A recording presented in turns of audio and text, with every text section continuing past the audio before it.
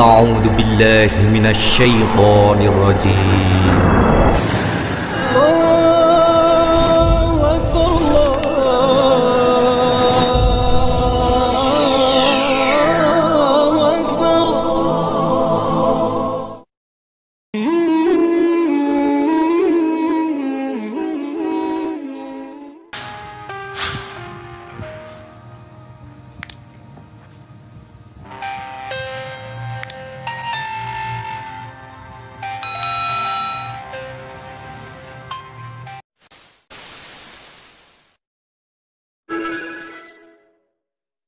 Assalamualaikum warahmatullahi wabarakatuh. Sahabat beriman, Nabi Isa alaihi salam dilahirkan pada 622 sebelum Masehi. Nabi Isa diangkat menjadi nabi ketika berumur lebih dari 30 tahun dan ditugaskan berdakwah kepada Bani Israel di Palestina. Allah Subhanahu wa Ta'ala memberikan Nabi Isa mukjizat-mukjizat seperti bisa berbicara sewaktu masih bayi dalam pangkuan ibunya. Atas izin Allah Subhanahu wa Ta'ala, beliau menghidupkan burung yang terbuat dari tanah liat, menyembuhkan orang yang terkena lepra, dan menyembuhkan orang buta dan tunanetra. Nabi Isa alaihi salam menerima kitab Injil dari Allah pada permulaan abad pertama Masehi. Sebelum diangkat ke langit, Nabi Isa menyampaikan kabar kepada para pengikutnya bahwa akan datang seorang nabi dan rasul bernama Ahmad. Nabi dan rasul yang dimaksud Nabi Isa alaihi salam ialah penutup dari seluruh nabi dan rasul, yakni Nabi Muhammad sallallahu alaihi wasallam. Sahabat beriman, untuk lebih jelasnya, mari kita simak ulasannya dengan menonton videonya hingga akhir. Tentunya hanya di channel Rumah Islami. Tapi sebelum lanjut, jangan lupa klik subscribe, like dan lonceng notifikasi untuk mendukung channel ini agar terus menyiarkan syiar Islam.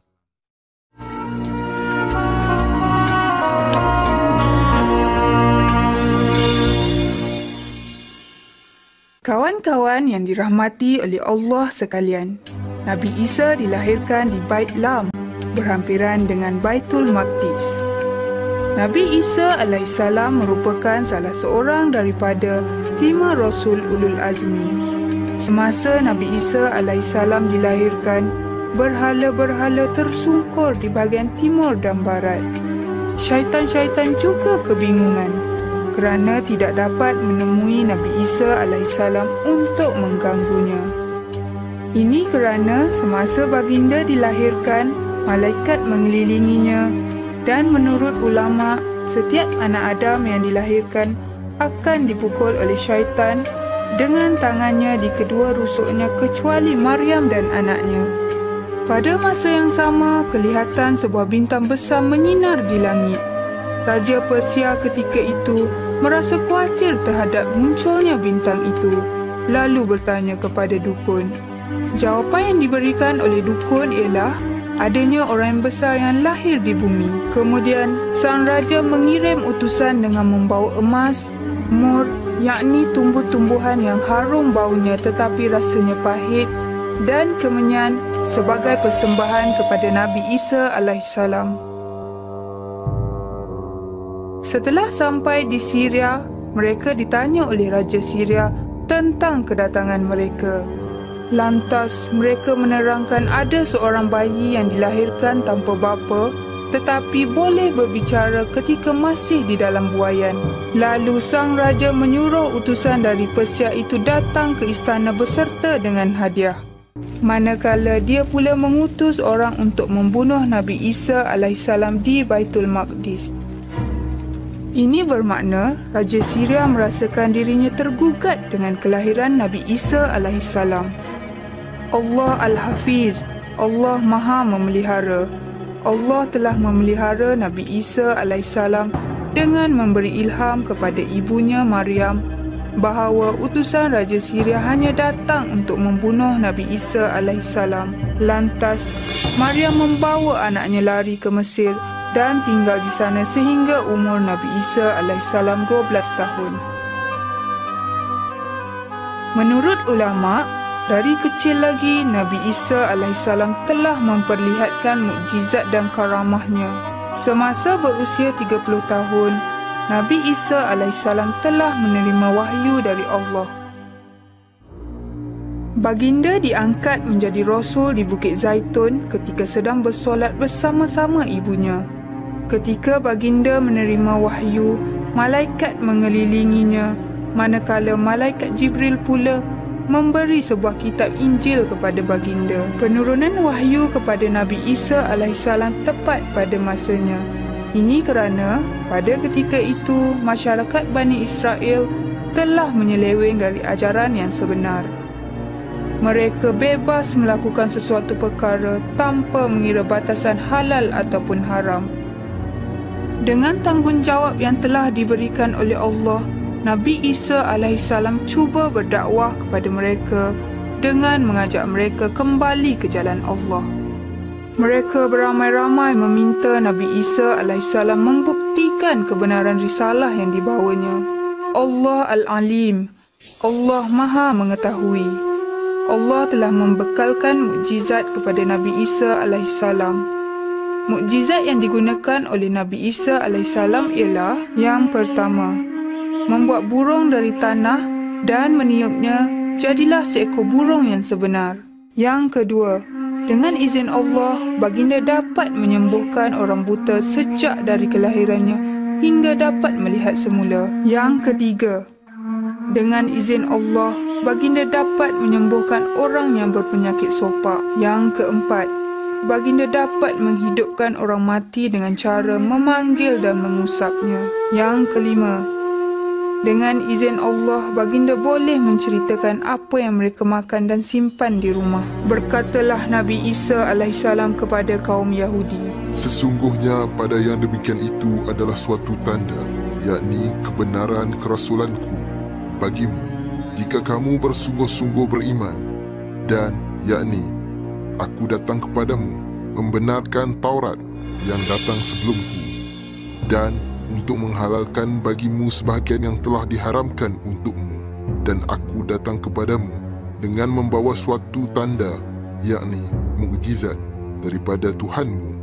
Kerana itu, bertakwalah kepada Allah dan taatlah kepadaku.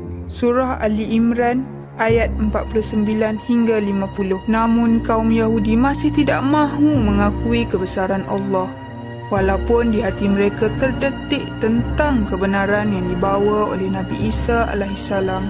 Pemuka-pemuka agama dari bangsa Yahudi semakin cemburu dan dengki terhadap Nabi Isa alaihissalam kerana pengaruh mereka semakin berkurangan di kalangan bangsa mereka sendiri.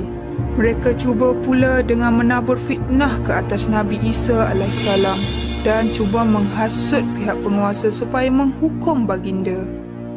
Mereka berjaya menghasut pihak berkuasa yang kononnya Nabi Isa alaihissalam dan pengikutnya mahu menggulingkan pemerintahan dan menjatuhkan raja yang sedang berkuasa.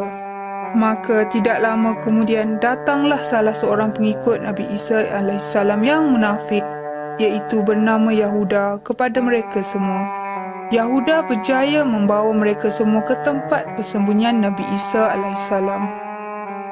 Semasa pihak penguasa mahu menangkap Nabi Isa alaihissalam, Allah telah mengangkat Nabi Isa alaihissalam ke langit. Manakala Yahuda itu, Allah telah tukarkan wajahnya, warna kulit dan bentuk badannya seperti Nabi Isa alaihissalam. Pihak penguasa telah menangkap Yahuda yang pada sangkaan mereka, Yahuda itu adalah Nabi Isa alaihissalam. Dia telah dibawa ke sebuah kawasan lapang dan disalibkan di khalayak ramai. Cerita pengangkatan Nabi Isa alaihissalam dikisahkan oleh Al-Quran dalam surah Ali Imran ayat 55. Menurut ahli tafsir, baginda berumur 34 tahun semasa diangkat ke langit. Diriwayatkan bahawa 6 tahun setelah Nabi Isa alaihissalam diangkat ke langit, Ibunya Maryam wafat pada usia 50 tahun. Manakala sahabat-sahabat yang disebut Hawariyun pula menyebarkan ajaran Nabi Isa AS secara sembunyi-sembunyi. Disebabkan pada ketika itu, para penguasa-penguasa melakukan tindakan-tindakan kejam ke atas pendakwah dan pengikut agama-agama Allah. Sekian sahaja sirah Nabi Isa AS. Dan pengajaran yang boleh kita perolehi dari sirah ini ialah: yang pertama, kekuasaan Allah tiada batasannya, sehinggakan dia mampu berbuat apa sahaja termasuk mencipta Nabi Isa AS tanpa berbapa. Yang kedua, Allah Maha Berkuasa. Allah telah mengembalikan tipu daya dan perbuatan jahat Yahuda di atas pengkhianatannya sendiri, iaitu menukarkan wajahnya menyerupai Nabi Isa AS sehingga pihak penguasa dan orang kafir yang lain tidak tahu yang ditangkap itu Yahuda dan bukannya Nabi Isa AS. Jangan ketinggalan kawan-kawan untuk mengikuti sirah yang terakhir junjungan mulia kita Nabi Muhammad SAW dalam jilid ke-10. Sahabat beriman, terima kasih sudah menonton. Semoga bermanfaat bagi kita semua. Dan semoga channel ini terus berkembang agar senantiasa memberikan hal-hal yang bermanfaat untuk kita semua. Amin ya rabbal alamin. Semua yang baik datangnya dari Allah Subhanahu wa taala dan segala kekilafan mohon dimaafkan. Akhirul kalam, wabillahi taufiq wa hidayah. Wassalamualaikum warahmatullahi wabarakatuh.